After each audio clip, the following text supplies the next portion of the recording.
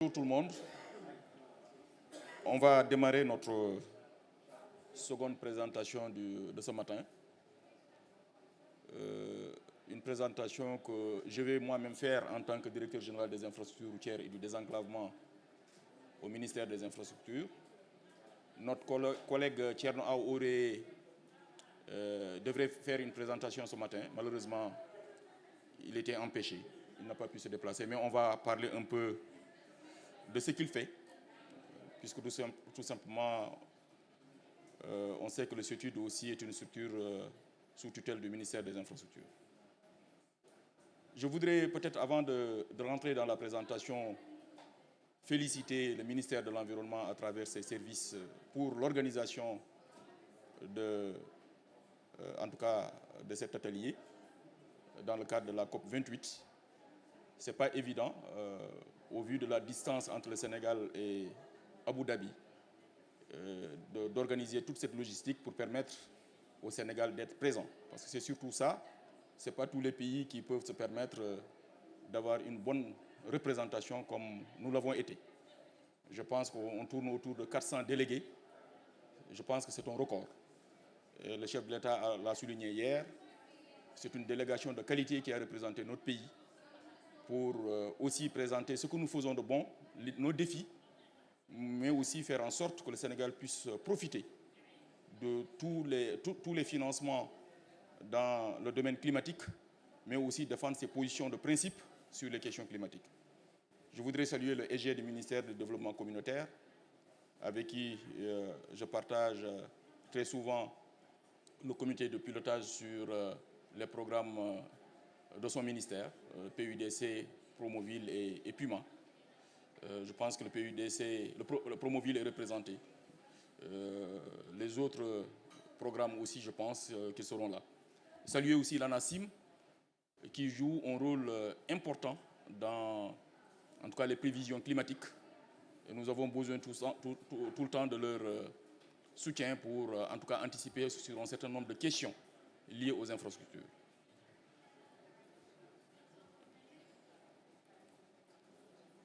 Je vais parler très sommairement de l'organisation du secteur des transports terrestres, dont le ministère des Infrastructures a en charge. Nous avons deux sous-secteurs essentiels. Le secteur routier, quand je parle du secteur routier, c'est les routes, les autoroutes et les équipements qui vont avec ce secteur-là, c'est-à-dire les ouvrages d'art.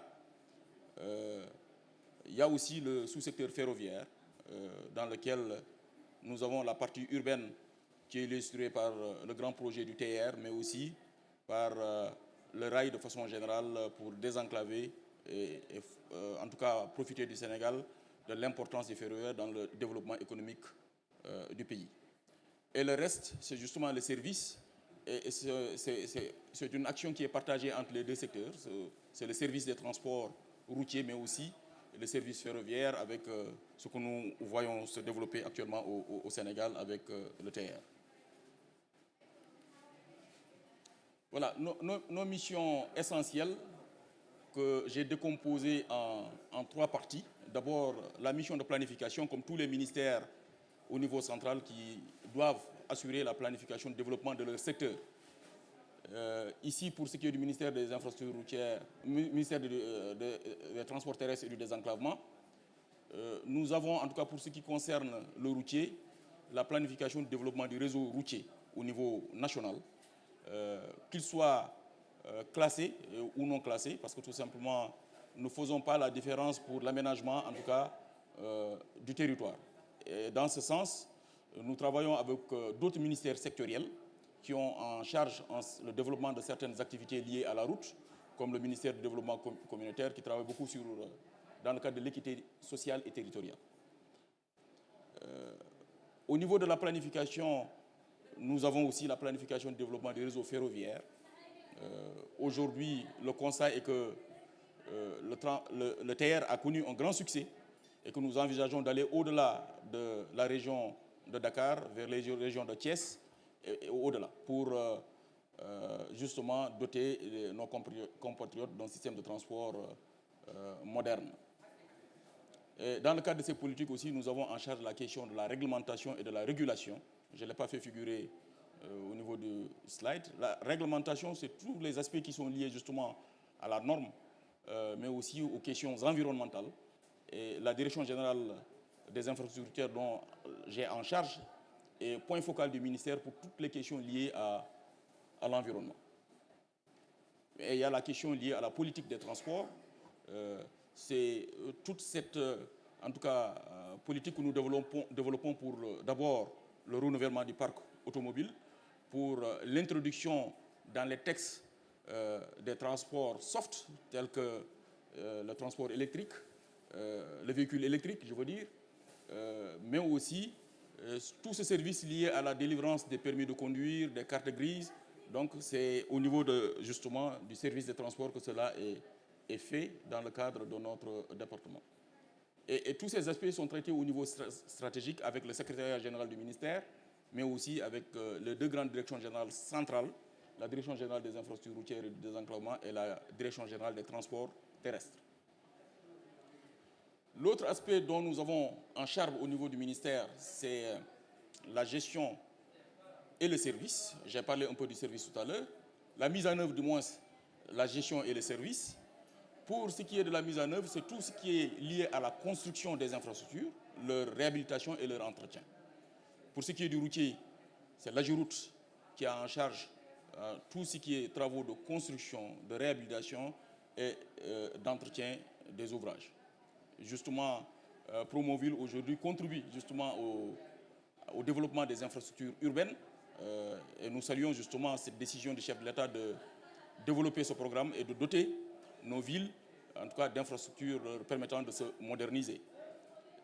Promoville au niveau urbain et PUDC et PUMA au niveau rural pour aider à désenclaver le maximum de population afin de réduire les inéquités territoriales et sociales. Et j'ai cité toutes les autres agences qui interviennent, notamment le SUTUD, dans le cadre du pilotage du projet de BRT, qui travaille en tout cas avec AGIROUTE, parce que toute la partie infrastructure du BRT est réalisée par AGIROUTE. Ça, il faut effectivement que les gens le comprennent.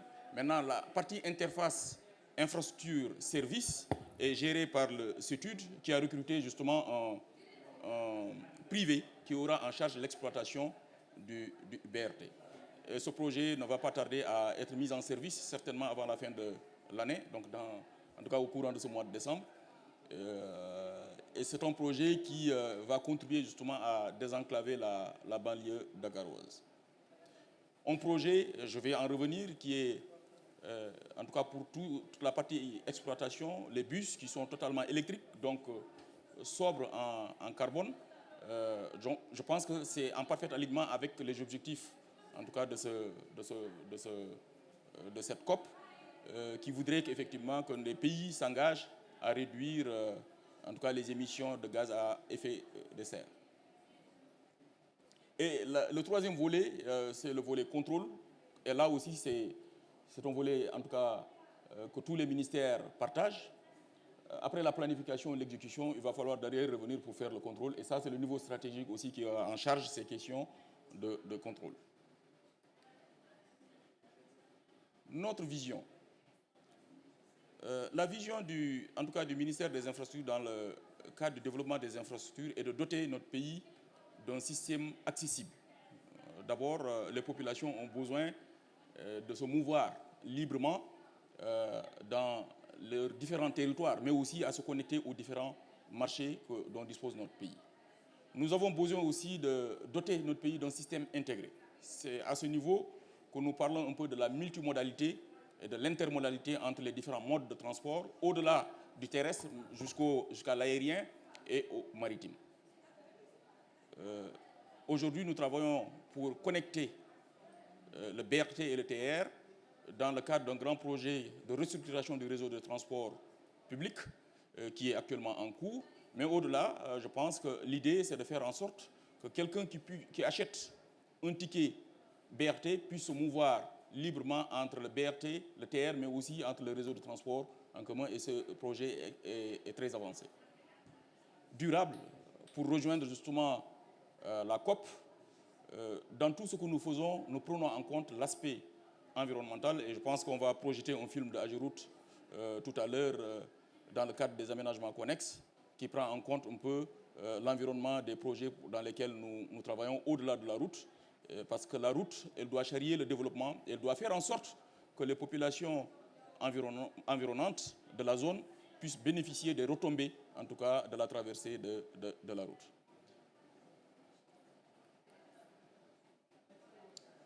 On va parler maintenant proprement de notre sujet, des impacts des changements climatiques dans le secteur des transports terrestres. Ce que nous pouvons d'emblée voir, en tout cas dans notre pays, depuis quelques années, c'est la dégradation prématurée des routes.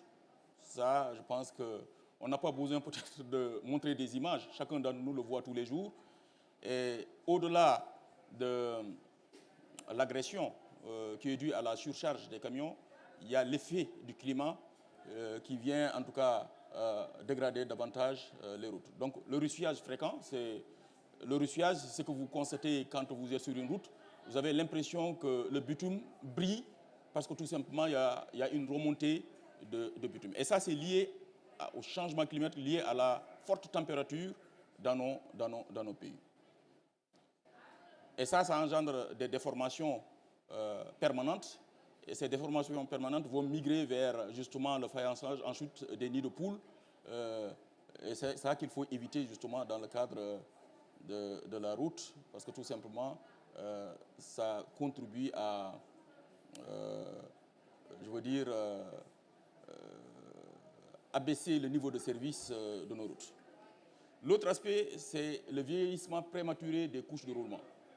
C'est lié à la température et je vais quand même en revenir parce que c'est un peu complexe. Plus la température est élevée, plus les bitumes qui sont utilisés vieillissent plus vite et les routes craquent le plus rapidement. Donc ça, c'est lié justement, c'est des impacts négatifs des changements climatiques sur nos routes.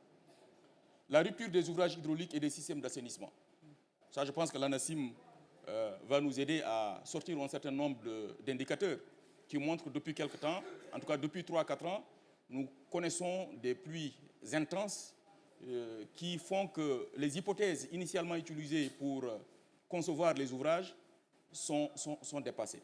Et à ce niveau, c'est que les pluies de référence qui nous permettent de calculer les sections hydrauliques des ouvrages ont changé et forcément, nous constatons des ruptures de route de plus en plus. Nous constatons des systèmes d'assainissement défaillants parce que tout simplement n'étant pas capables d'absorber, en tout cas dans un délai court, les quantités d'eau qui tombent.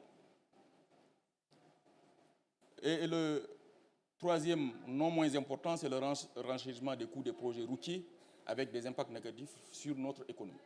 Nous sommes déjà des pays pauvres avec des besoins extrêmement élevés. Si nous devons revoir, en tout cas, notre façon de construire les routes, notre façon de construire les ouvrages avec des hypothèses beaucoup plus contraignantes, imaginez ce que cela puisse constituer, en tout cas, pour nos économies. Dans un contexte aussi de financement très rare, surtout de financement concessionnel extrêmement rare. Et in fine, la question liée à l'insécurité routière, parce que les routes dégradées, des routes qui cèdent, forcément, nous avons un niveau de service bas, conduisant à une insécurité routière, des pertes en vies humaines. Donc c'est un lourd, en tout cas, tribut que nos populations payent, en tout cas pour des raisons liées au changement climatique. Nos défis dans un contexte de changement climatique. Et c'est à ce niveau, je pense que nous devons être solidaires, fermes, pour défendre nos intérêts. Et ça, les pays pris individuellement ne peuvent pas y arriver si, en tout cas, chacun essaie d'y aller de son côté.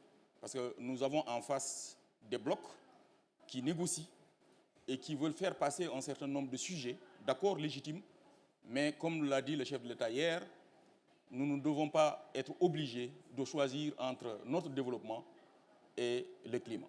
Je pense que je ne connais pas encore dans un pays où la route est construite autre qu'avec soit le béton bitumineux, les gens disent goudron souvent, ou le béton hydraulique avec des routes en béton ou des routes en pavé. Et dans les deux cas de figure, nous constatons l'utilisation des produits fossiles, que ce soit dans la fabrication du ciment, c'est beaucoup de fuel qui est utilisé pour fabriquer le ciment. Le bitume, c'est des dérivés des produits pétroliers. Donc, tous les pays du monde se sont développés en utilisant justement ces produits pour développer leur infrastructure routière. Il ne faudrait pas qu'on arrive jusqu'à aujourd'hui qu'on dise à nos pays que vous n'avez pas le droit, au moment où nous découvrons le pétrole, que vous n'avez pas le droit d'utiliser ce type de produits pour faire des routes, parce que jusque-là, ces mêmes pays continuent à faire leurs routes avec ces mêmes produits.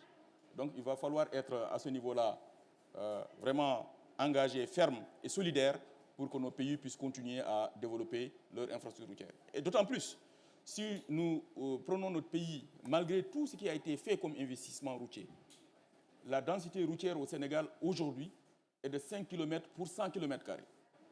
Dans les pays à la lisière de l'émergence, c'est-à-dire les pays qu'on se dit émergents, qui arrivent au premier jour à l'émergence, ils sont autour de 30 km pour 100 km². Vous voyez le gap qui nous reste à atteindre pour être émergent. Donc, si déjà on a ces contraintes pour notre développement, voyez ce que ça peut faire. Et je pense que le président de la République a raison de dire que nous ne devons pas céder à un certain nombre de décisions pour freiner notre développement. Donc, j'avais parlé tout à l'heure des températures élevées et leurs conséquences, modifiant un peu les hypothèses de dimensionnement, de la pluviométrie variable impactant les ouvrages hydrauliques. Mais ça, c'est au niveau technique. Je pense qu'au niveau technique, il y a encore la question liée au renouvellement du parc, ces émissions.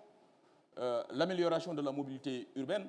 Nous sommes confrontés à une forte congestion dans l'agglomération dakaroise. Il faut continuer à développer des infrastructures, mais aussi il faut déconcentrer pour que les populations puissent aller de l'intérieur et vaquer librement à leurs occupations. Et pour cela, il faut continuer à développer des infrastructures. Nous avons, comme je disais tout à l'heure, besoin de densifier notre réseau routier pour, en tout cas, amoindrir les inéquités territoriales, de développer des transports de masse et de développer des énergies douces et sobres, développer des infrastructures plutôt douces et sobres en carbone.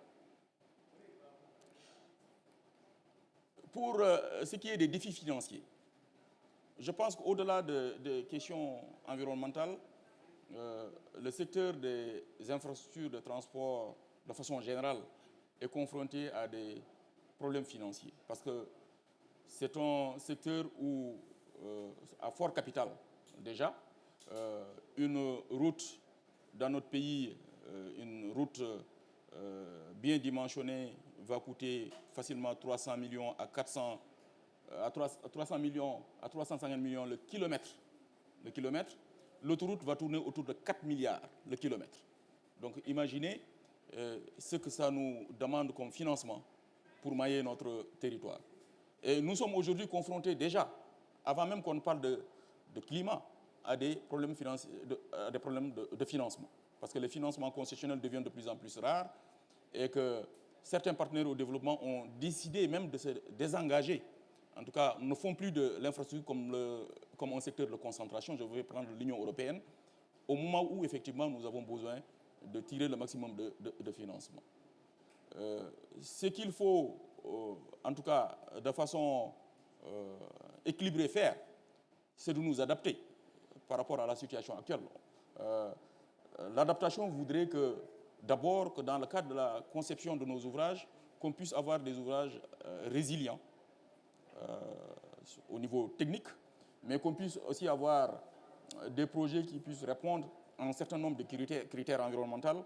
Et d'ailleurs, avec Ageroute, on veille à chaque fois que de besoin à faire en sorte que nos projets soient alignés aux objectifs de développement au niveau international. Ça, c'est surtout au niveau adaptation. Parce que quand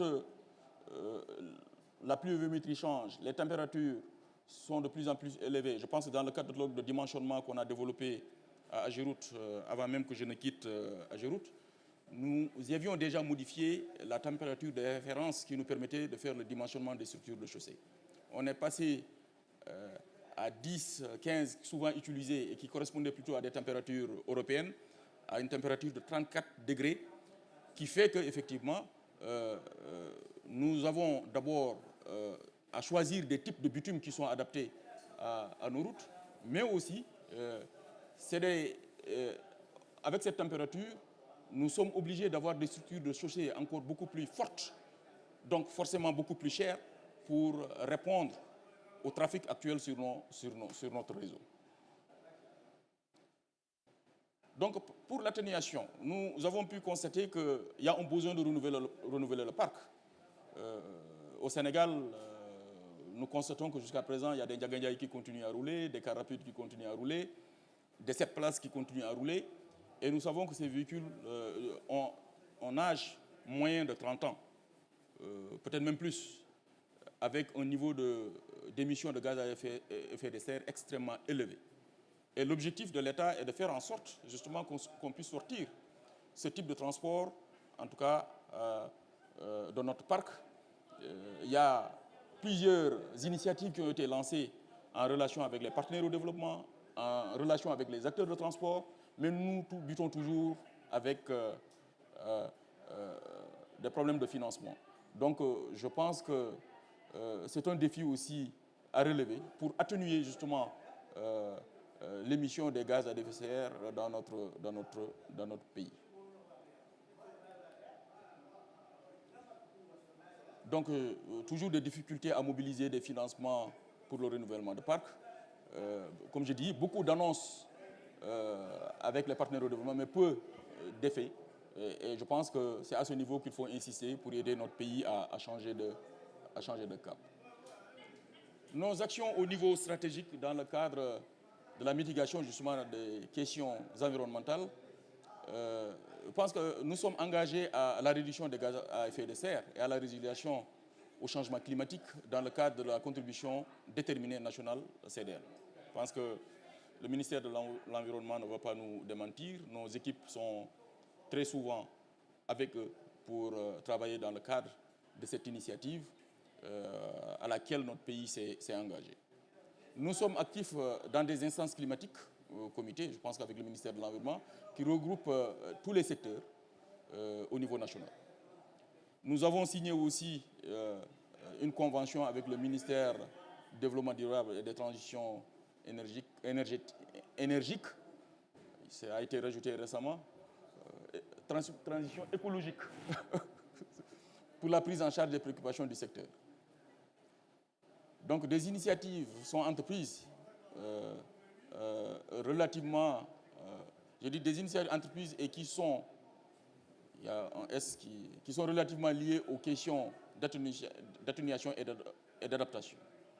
Donc sur les matériaux de construction, sur la contextualisation des normes, parce qu'il ne faut pas balancer les normes, en tout cas utilisées ailleurs dans notre pays, il faut les adapter. Donc la quantification des émissions, etc.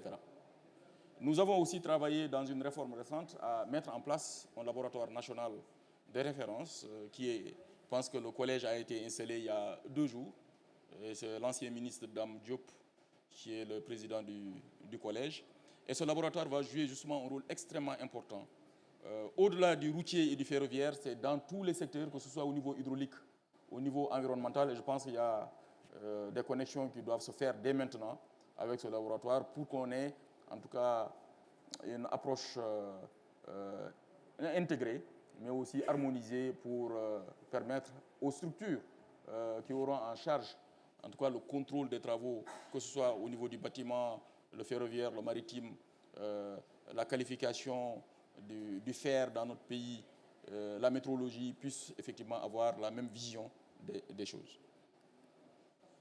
Voilà, nos actions au niveau opérationnel, j'ai parlé du stratégique, mais au niveau opérationnel, nous avons, depuis en tout cas quelques années, engagé un certain nombre de projets de transport de masse.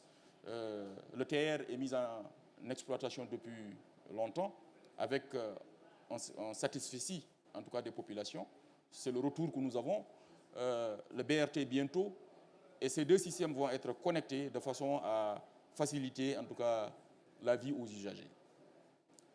Nous avons développé aussi les autoroutes et nous allons continuer en perspective de, en tout cas, faire de notre pays un pays émergent. Le Sénégal reste un des pays de l'Afrique de l'Ouest qui a pris en tout cas une résolution très claire de dire que nous allons vers des ouvrages de qualité supérieure, quel que soit le coût que ça prendra, parce que c'est avec cela que nous pouvons développer notre économie. Le coût de la congestion est extrêmement élevé. Si aujourd'hui, souvent, les gens ont très souvent tendance à prendre le coût de ces projets pour dire effectivement que ce n'est pas une priorité. Et je pense que la vraie question qu'il faut se poser, c'est que quel serait par exemple notre pays, quel serait Dakar, qu'allait être Dakar si on n'avait pas construit ces autoponts, si on n'avait pas un TER, si on n'avait pas des autoroutes, qu'est-ce qu'allait être Dakar? Je pense que ça allait être invivable. Le port de Dakar ne jouerait pas le rôle qu'il est en train de jouer aujourd'hui. Tous les secteurs privés qui produisent dans les différentes industries n'auraient pas pu avoir une certaine rentabilité dans son activité. Et je pense que c'est des infrastructures extrêmement importantes qu'il faut continuer à mettre en œuvre pour, en tout cas, permettre à notre pays de se hisser au rang des pays émergents. Et l'autre aspect, c'est la question du renouvellement du parc. C'est engagé. C'est aussi, ce sera poursuivi avec Dakar Dem Dikk qui est en train de renouveler son parc automobile. Nous accompagnons aussi certains privés, en tout cas qui opèrent dans le cadre du transport, les AFTU. Il y a récemment un accompagnement au niveau des transports de taxis, surtout les 7 places. Je pense que ça a été remplacé par des 14 places, en tout cas avec un état en tout cas meilleur que ce que nous avons jusque-là connu. Merci de votre attention. Je vous remercie.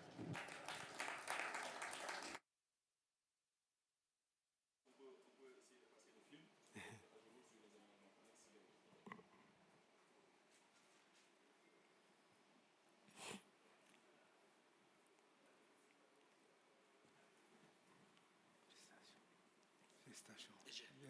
Bien, cher. C'est bon, Camara. Oui, je vais faire. Voilà.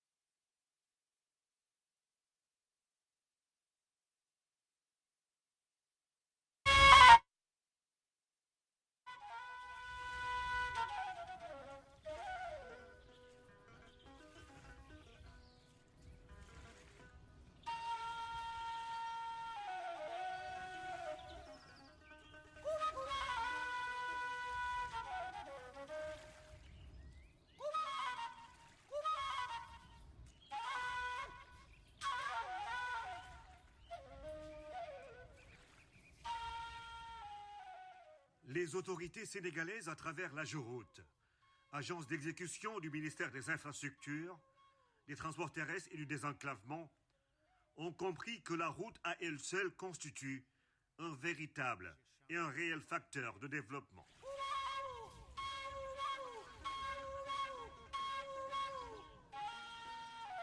Associée à des mesures d'accompagnement social, la route devient un vecteur de développement non négligeable.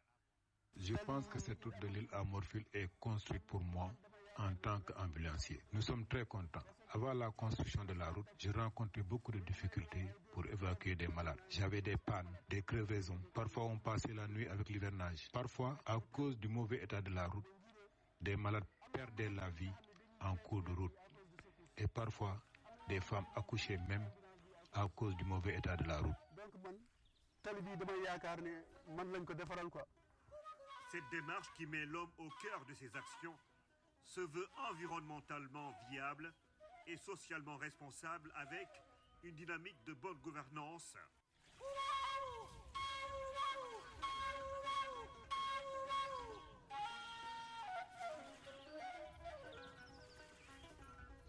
Je suis très contente vraiment de cette belle initiative de l'AGEROUTE.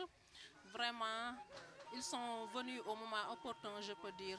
Parce que ce matériel qui nous était offert, le poste en avait vraiment besoin. Parce que qui dit la santé vraiment nécessite une compétence, mais aussi sans matériel, on ne peut rien faire. Je remercie l'État du Sénégal à travers Ageroute, entreprise Areski, qui nous ont permis de réaliser notre rêve, je veux dire, et tous les rêves de Boingel Bamba, de nous avoir donné des locaux aussi équipés et pour une meilleure prise en charge de nos patientes.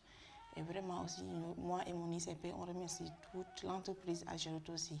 Ainsi, l'Ageroute, en plus de la route, agit sur le désenclavement avec les pistes rurales et de production, l'éducation avec la réhabilitation, la construction de murs de clôture, de salles de classe, de toilettes dans les écoles et la distribution de kits scolaires.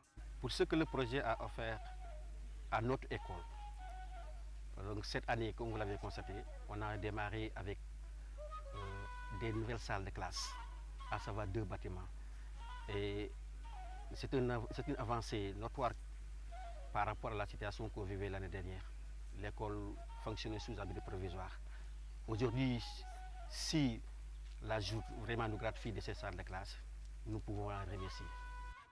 Le développement de l'économie locale avec la construction d'infrastructures marchandes, l'accès à l'eau et à un assainissement décent, l'amélioration du cadre de vie et de la sécurité avec des systèmes d'éclairage, la sécurité routière, la santé et l'autonomisation des femmes et des jeunes avec la construction de plateformes multifonctionnelles et des sessions de formation.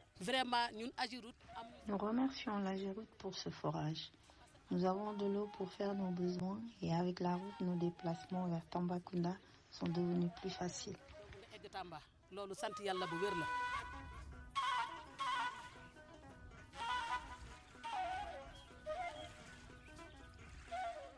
Au-delà de l'infrastructure routière, les enjeux du désenclavement s'articulent autour de la nature et de la biodiversité, des espèces et espaces menacés et de la préservation de notre environnement. C'est pour cela que tous les projets routiers sont accompagnés par un important programme de reboisement en collaboration avec le Service national des eaux et forêts pour protéger la nature. Aujourd'hui, on est dans la forêt classée de Djamel. C'est une forêt classée qui couvre une superficie de 5900 hectares. C'est une forêt classée qui a été classée en 1950, bien avant l'indépendance. Aujourd'hui, on est dans la forêt classée en train de restaurer les terres dégradées. Parce qu'après cartographie, on s'est rendu compte qu'au niveau de la forêt, nous avons 600 hectares de terres dégradées, dénudées de végétation avec un milieu très hostile, un substrat très dur qu'il nous faut nécessairement restaurer. C'est dans ce cadre que un partenariat avec l'Ageroute a été mis en place maintenant pour restaurer ces terres dégradées. L'Ageroute Sénégal, à travers la mise en œuvre de ces projets d'infrastructures routières, contribue au développement des zones traversées par le biais de son concept route à valeur ajoutée sociale.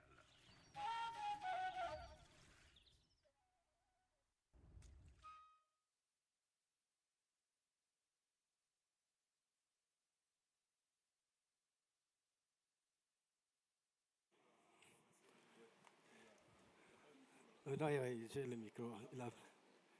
Merci beaucoup à tous. Bonjour à tous. Donc, je vais tout d'abord m'associer à vous pour les remerciements.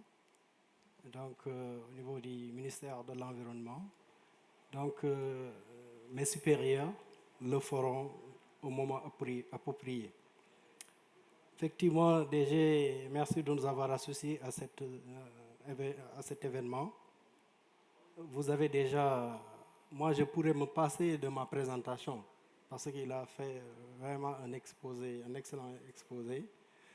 Donc, je dirais que les changements climatiques constituent une réalité sur notre continent, plus particulièrement notre pays. Donc, les phénomènes météorologiques extrêmes sont devenus de plus en plus fréquents. On peut citer les inondations, les vagues de chaleur, donc les températures qui ont commencé à changer par rapport aux zones. on peut dire les houles violentes, les sécheresses, etc. Donc, nous avons besoin des observations de qualité des conditions actuelles qui forment la base d'une prévision.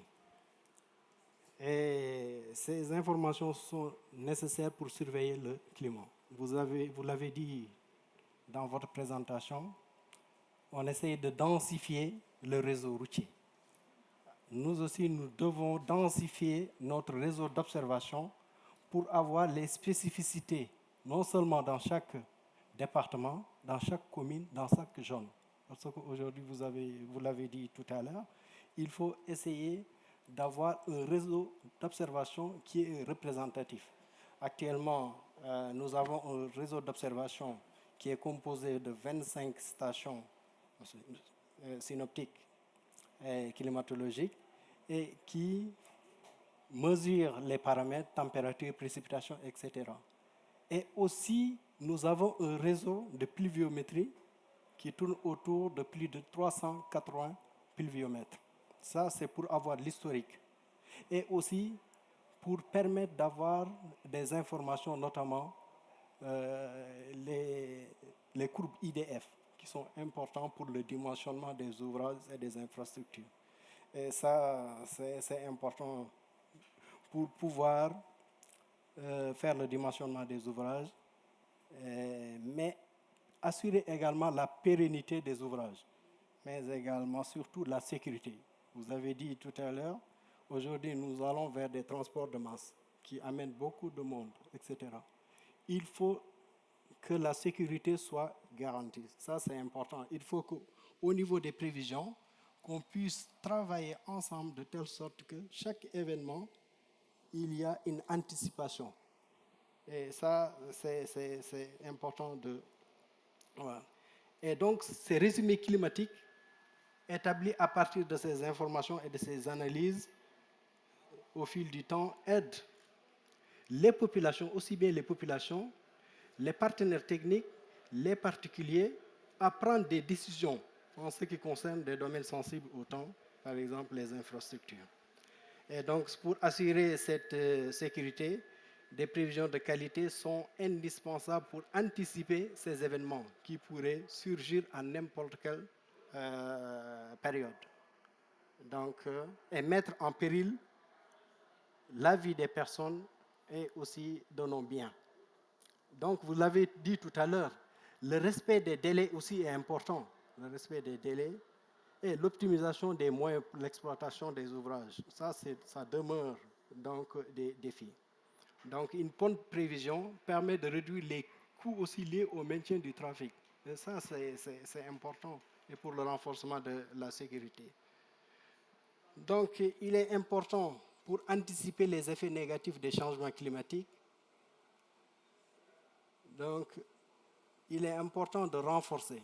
La collaboration existe déjà entre les structures, mais il y a aussi les autres structures qui travaillent, notamment les structures privées. Vous l'avez dit tout à l'heure, il y a des matériaux qui sont dimensionnés à des conditions qui ne sont pas les nôtres, des conditions météorologiques, climatiques qui ne sont pas les nôtres. Et c'est important qu'on exige que ces matériaux répondent aux critères, donc aux conditions météorologiques locales. Ça, c'est pour assurer la sécurité et pour aussi assurer, garantir la pérennité de ces ouvrages. Donc, il est important de renforcer cette collaboration entre les services techniques et les services météo, les institutions de recherche. Je l'ai dit tantôt, il est important également de densifier le réseau d'observation pour avoir une base vraiment solide. On a déjà, je vous l'ai dit tantôt, donc un réseau qui est passé sur le pays, mais il faut qu'on essaye de densifier, d'améliorer ce réseau d'observation pour avoir tous les éléments qu'on a besoin sur n'importe quel contrée de notre pays. Ça, c'est important. Il faut aussi qu'on essaye d'améliorer les outils de prévision. Comment on améliore les outils de prévision? Il faut qu'on travaille ensemble avec les structures et les partenaires pour que les structures puissent signer des conventions de partenariat privés qui exploitent avec les structures pour garantir, parce que, comme on dit, l'investissement dans les observations aujourd'hui, Si, par exemple, l'ANACIM et ses partenaires n'avaient pas investi sur le réseau d'observation, on n'aurait pas pu parler d'évidence climatique, des changements climatiques. C'est à travers ces données qu'on parvient à faire le dimensionnement, mais également qu'on lève l'équivoque sur l'évidence des changements climatiques. C'est une réalité. Ça, c'est important. Mais également, il faut qu'on puisse utiliser les informations météo dans les secteurs de transport. Par exemple, vous avez la chance de travailler avec beaucoup de structures partenaires des pays, mais on voit qu'il y a une collaboration intense entre les services techniques et les services météo pour avoir des informations météo régulièrement, aussi bien les données climatiques et aussi les données, les prévisions journalières ou bien les prévisions décadaires. Ça, c'est important.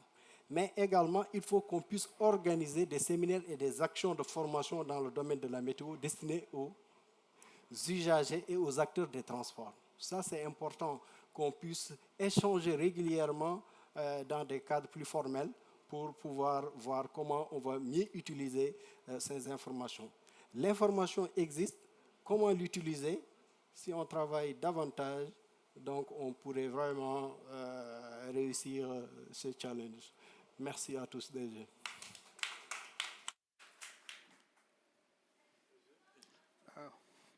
Merci beaucoup. Merci aux précédents intervenants. Merci, Monsieur le Directeur général, de m'avoir convié à ce panel. Je remercie d'abord également aussi le ministère de l'Environnement, vous l'avez dit, pour l'organisation de la participation du Sénégal à ce forum international, disons mondial, ce rendez-vous mondial.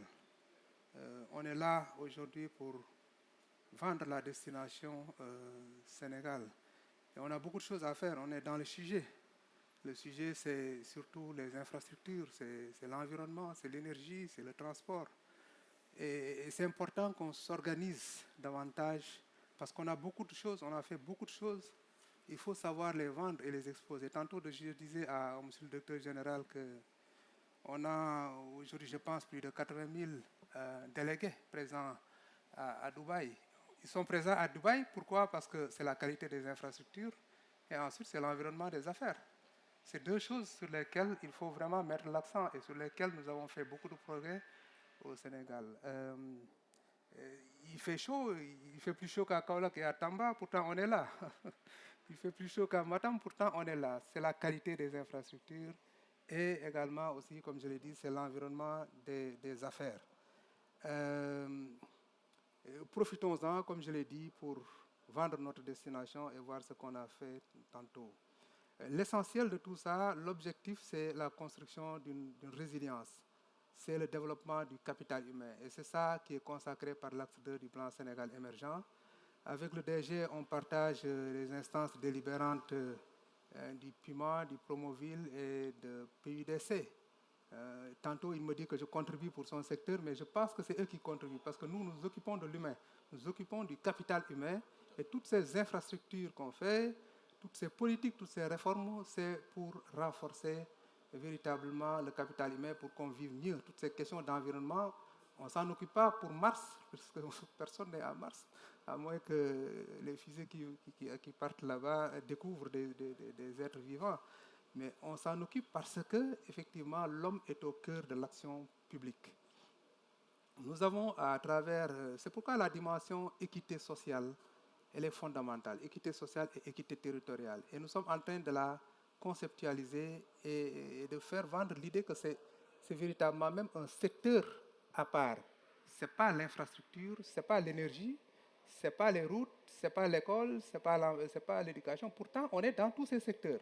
Mais c'est parce que c'est une réalité. Aujourd'hui, on a des problèmes d'équité sociale, on a des problèmes d'inéquité territoriale également. Ces questions sont adressées. Et l'intervention de nos programmes, ça a été des résultats très probants. Hein. Rien que le PUDC, on est pratiquement à presque 850 kilomètres de pistes de désenclavement. Le Promoville, en ville, on est à presque 197 km de routes assainies et bitumées. Vous avez donné les coûts tout à l'heure.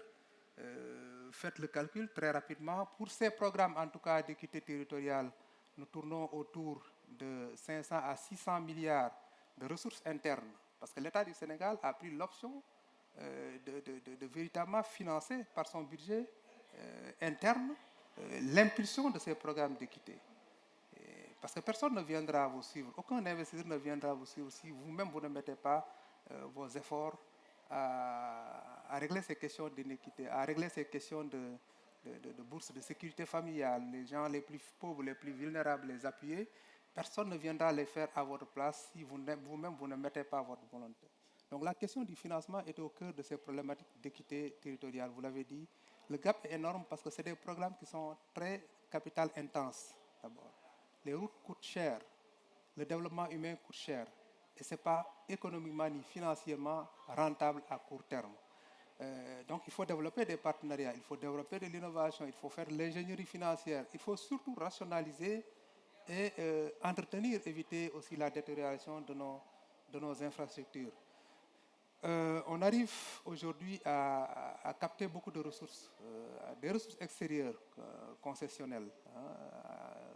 Promoville, aujourd'hui, même avec le fonds de l'OPEP, est en train de conclure un partenariat. On l'a fait avec la BADEA, la BID, la BAD. Donc tous les partenaires extérieurs sont en train aujourd'hui de nous suivre dans cette dynamique-là. Pour le PUMA, qui n'a jamais eu même de partenaire extérieur, qui a été essentiellement financé, mais qui, je pense que l'innovation importante, le concept de PUMA est aujourd'hui à vendre partout, parce que les zones frontalières n'ont jamais fait l'objet d'attention aussi marquée, en tout cas en termes de politique publique, et en termes de tirs groupés, c'est-à-dire qu'on intervient dans une zone frontalière pour faire des pistes, pour amener de l'eau, pour amener de l'électricité, pour assister les personnes, et même pour faire du cash transfert par rapport aux populations qui sont visées, qui sont ciblées là-bas. Aujourd'hui, avec cette approche, on a réussi à convaincre nos partenaires de la Banque mondiale à travers un important programme qui est en cours de négociation, et probablement en décembre, ça pourrait passer au conseil d'administration de la banque, avec 195 millions de dollars à partager entre l'État de Mauritanie, la République sœur de Mauritanie et le Sénégal. Pour le Sénégal, 145 millions de dollars et 50 millions de dollars pour la Mauritanie, pour adresser ces questions d'équité territoriale et d'équité sociale. Donc, véritablement, je voulais profiter de votre intervention pour mettre le point sur ça, vendre la destination Sénégal, véritablement travailler sur la question du financement, la question de l'entretien des ouvrages, mais voir aussi les synergies et les interactions qui existent entre nos différents programmes. Aujourd'hui, je crois bien que la Délégation générale à la protection sociale et à la solidarité nationale a dû conclure une convention avec le BRT pour que les boursiers de sécurité familiale, ceux qui sont titulaires de bourses de sécurité familiale et qui sont inscrits dans le registre national unique, puissent par le fait même bénéficier de tarifs réduits au niveau du BRT. Ça peut le faire avec le TER et avec d'autres moyens de transport. Donc, au finish, on a un impact véritablement sur le capital humain. Et c'est ça qui va booster notre croissance de façon endogène et de façon partagée. Et c'est ça qui va nous permettre également aussi de vivre mieux. Ces questions d'environnement aussi constituent la question transversale aujourd'hui dans toutes les politiques, dans tous les projets qui sont financés aussi bien par nos ressources internes que par des partenaires. Ces données transversales comme la question environnementale, la question des changements climatiques, les questions de genre, les questions de connectivité, les questions d'emploi aujourd'hui sont devenues des composantes essentielles, pour ne pas dire incontournables, dans nos politiques publiques. Voilà ce que je voulais dire en résumé sur l'approche, en tout cas d'équité, qui aujourd'hui doit être marquée de marbre dans le plan Sénégal émergent, surtout dans sa phase PAC 3 qui est en train d'entrer en vigueur. Je vous remercie.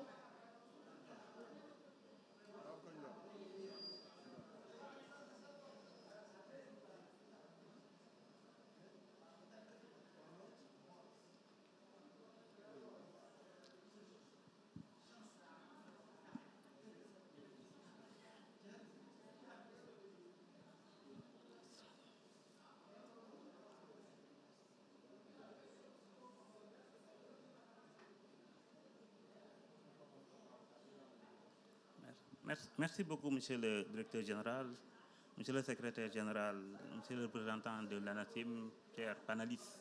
Je voudrais me réjouir de la qualité de vos interventions.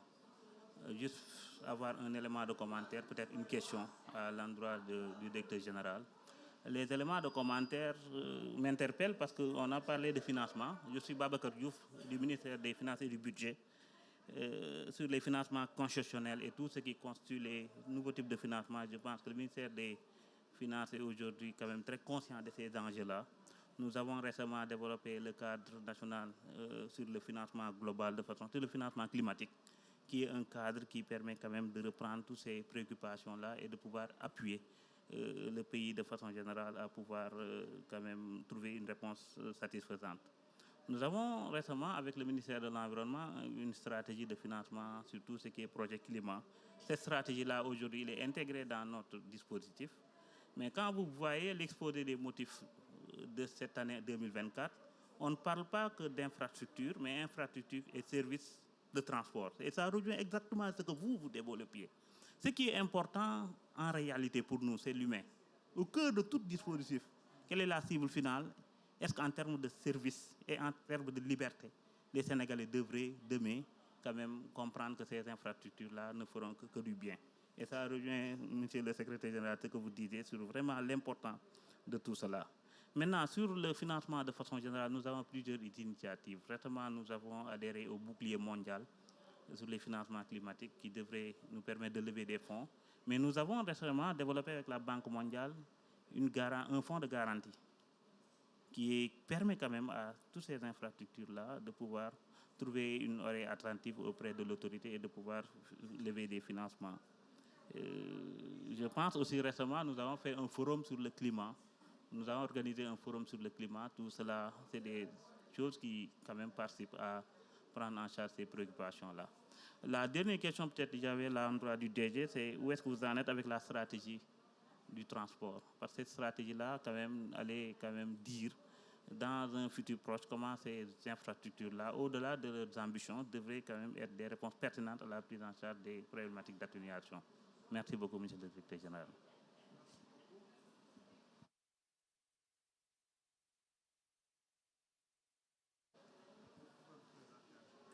Merci, je m'appelle Ababacar Ndaw.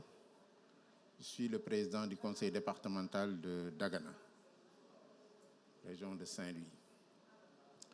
Permettez-moi tout d'abord de remercier le directeur général de l'environnement pour avoir facilité mon accréditation en dernière instance, parce que j'ai été invité il y a 3 jours de cela par Audufigard.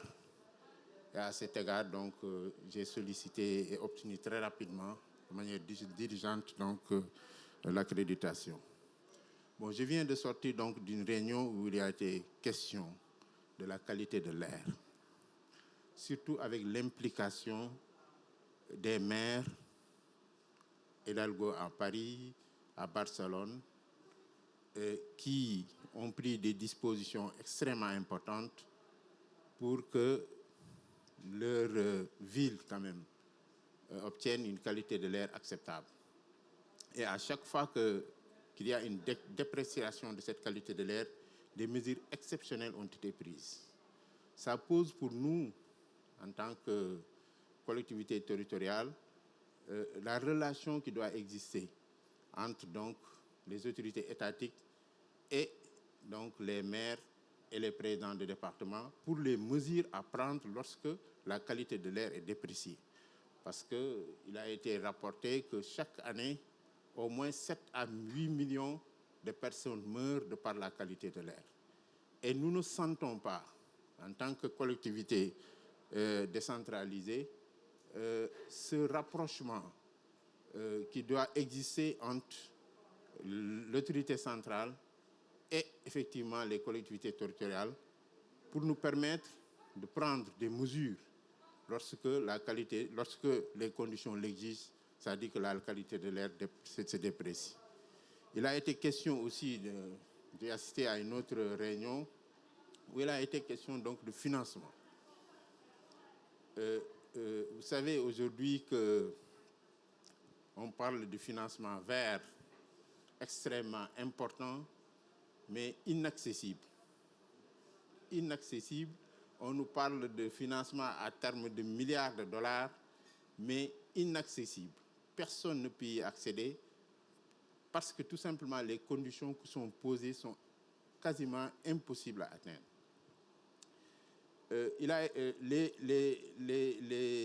Les Émirats ont parlé donc du financement par le biais donc finance les projets donc publics privés. Et nous savons que chez nous, dans nos pays en général, pas seulement au Sénégal, nous avons une denrée extrêmement importante qui est le soleil. Le Sénégal peut gérer toutes ces questions d'énergie par le biais effectivement du solaire. Nous pouvons nous passer du gaz, du pétrole, parce que nous avons suffisamment de solaire. Aujourd'hui, pourquoi ne pas vendre par le biais, bien sûr, des investissements privés, pour créer des stations solaires nous permettant de gérer toute cette activité? Tout le monde sait qu'aujourd'hui, le transport est le plus polluant. C'est heureux d'ailleurs que les bus donc, qui vont faire les bus donc, de Dakar soient maintenant des trucs électriques. Mais cette électricité, nous la puisons par le biais effectivement d'énergie fossile. Donc pourquoi pas aussi développer donc, des stations solaires à Dakar ou même à la proximité de Dakar pour gérer la question de l'électricité qu'il faut pour utiliser pour le transport des bus. En tout cas, chez nous, nous sommes entrés en relation avec l'Union européenne. Vous savez que le département de Dagana est le département par excellence où l'autorité a investi pour l'atteinte des objectifs de l'autosuffisance en riz. Mais l'autosuffisance en riz aujourd'hui est problématique du fait que le coût de l'énergie est extrêmement élevé. Extrêmement élevé parce que les pompages, c'est à la base donc, de l'électricité, les groupes électrogènes, l'aménagement, tout est à la base de l'électricité. Et nous sommes en train de travailler pour, à notre niveau, développer avec des partenaires des stations solaires nous permettant de gérer la question, une station solaire dédiée à l'agriculture, la gestion donc du pompage et de l'irrigation. Et je pense que nous pouvons vendre, je ne sais pas, en collaboration avec le ministère de l'Environnement, comment nous pouvons faire pour nous appuyer. En tout cas, nous sommes en discussion donc avec des partenaires. Et je pense qu'à ce niveau, nous pouvons peut-être avoir donc le soutien du ministère de l'Environnement pour ce projet. Je vous remercie.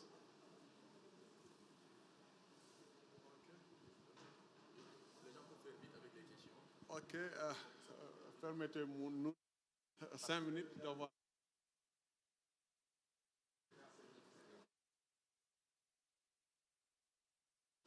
Oui, bon, c'est une question, c'est pas une question, mais une contribution par rapport à ce qui a. Moi, c'est le colonel-major Babacar Dione, directeur des eaux et forêts chasse et de la conservation des sols au Sénégal. Saluer la présentation et confirmer ce qui a été dit dans le film, le partenariat entre le service des eaux et forêts et la Géroute. On collabore beaucoup, mais il faut dire que c'est à renforcer, comme on le fait avec la Sénélec. Parce qu'on a dit qu'il y a des difficultés, le vieillissement des routes, l'état de dégradation. Et il y a les changements climatiques, c'est lié à une question de sécurité nationale. Et donc, il y a beaucoup de facteurs que les entreprises ne prennent pas en compte. Et quelquefois, ils défrichent, ils coupent les arbres, mais ils ne prennent pas en compte la compensation. Quelquefois, Ageroute prend en charge avec les injonctions du service des eaux et forêts, mais c'est à renforcer. Parce que quand la chaleur est très forte, la route se dégrade rapidement. Quand il y a les inondations, la route se dégrade. Et les arbres contribuent à sécuriser ces ouvrages. Mais quand on ne les met pas, là où il faut les mettre, ça pose problème. Autre aspect également, il faudra promouvoir la végétalisation des autoroutes.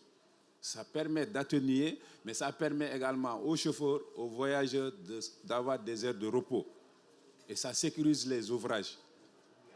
Donc là, je pense que c'est important, mais je vous renouvelle mes félicitations, mes encouragements, mais pour dire que nous sommes disposés à continuer à accompagner pour sécuriser ces ouvrages, parce qu'il faudra les sécuriser et également renforcer la sécurité des populations. Merci.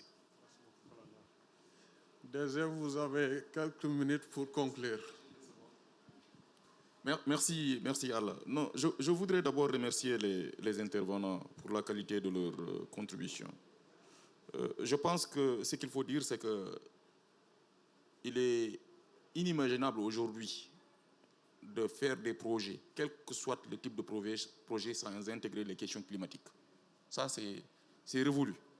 Parce que nous avons constaté les impacts de ces changements sur nos vies tous les jours. Donc, le coût aussi induit par ces changements climatiques sur nos économies. Je pense que nous avons anticipé au Sénégal. Nous pouvons nous réjouir de ce que nous faisons. Il ne faut pas être complexé. Effectivement, quand on arrive à Abu Dhabi, à Dubaï, on voit des choses extraordinaires. Mais à l'échelle de notre territoire, ce que nous faisons est aussi extraordinaire. Ça, je pense qu'il faut que les gens s'en rendent compte pour se dire, effectivement, nous n'avons pas les mêmes niveaux d'économie, nous n'avons pas les mêmes capacités, mais nous sommes aujourd'hui en train de faire des ouvrages de même niveau de qualité que ce qui est fait partout ailleurs dans le monde. Ça, il faut quand même qu'on se le dise. Les ouvrages que nous construisons, que nous concevons, n'ont rien à envier aux ouvrages que nous voyons par ailleurs. C'est vrai que nous sommes confrontés souvent à des problèmes d'espace. Eux, ils n'ont pas de problème d'espace. Ils sont dans un désert, dans des sols beaucoup plus faciles à aménager, plats, non gonflants. Imaginez ce que nous avons fait à Diamniadio, un sol extrêmement difficile à traiter. Ce n'est pas n'importe qui oserait bâtir une infrastructure à Diamniadio. Et pourtant, le Sénégal est en train de le faire. Donc, je pense qu'il faut se réjouir de ce que nous faisons. Malgré notre faible économie, nous sommes aujourd'hui parmi les meilleurs réseaux routiers en Afrique. Et nous sommes classés dans les 8 premiers en Afrique. Premiers en Afrique occidentale. Je pense qu'il faut quand même qu'on se dise que depuis des années, il y a des efforts considérables qui ont été réalisés par nos gouvernants pour hisser le Sénégal au niveau. Ce n'est pas suffisant. Il faut qu'on se le dise.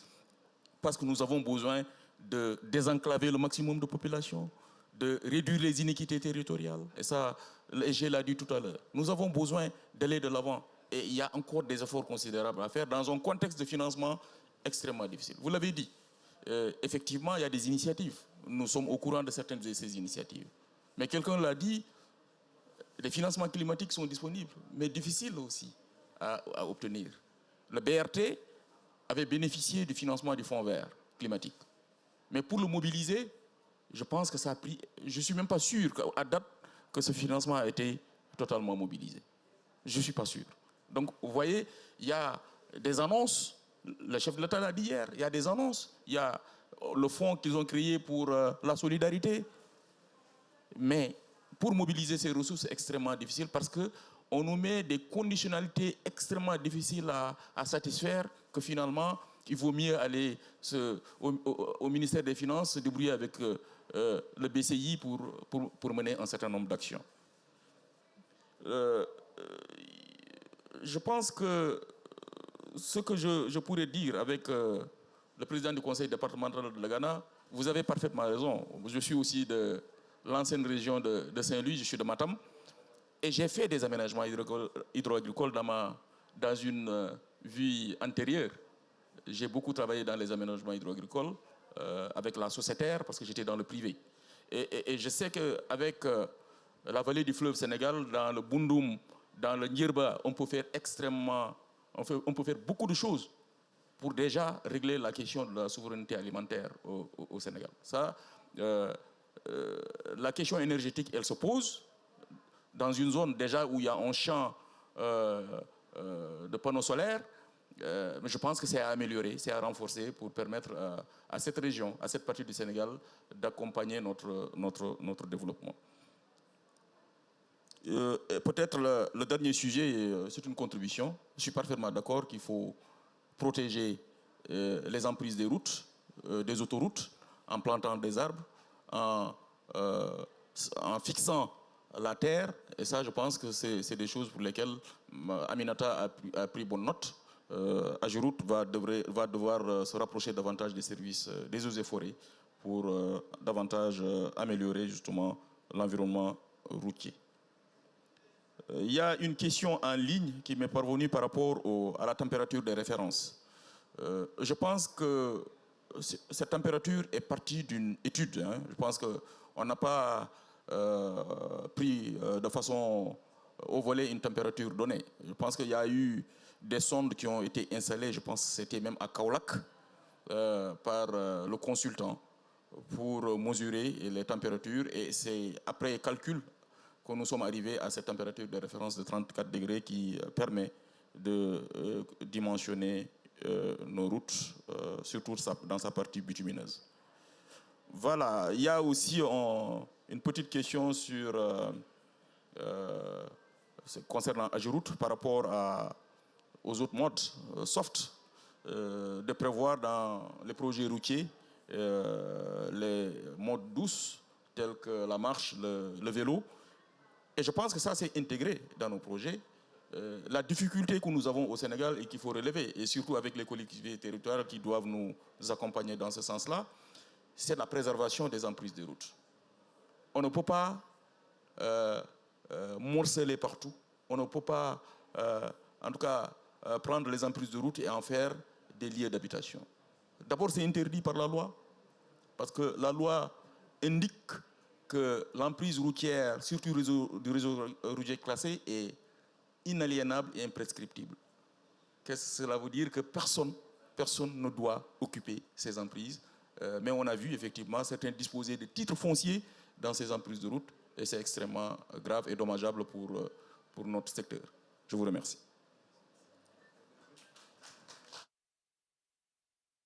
Et partagé, c'est un sujet qui peut prendre une journée parce qu'il parlait pour le secteur des infrastructures. Nous allons continuer les discussions. Merci.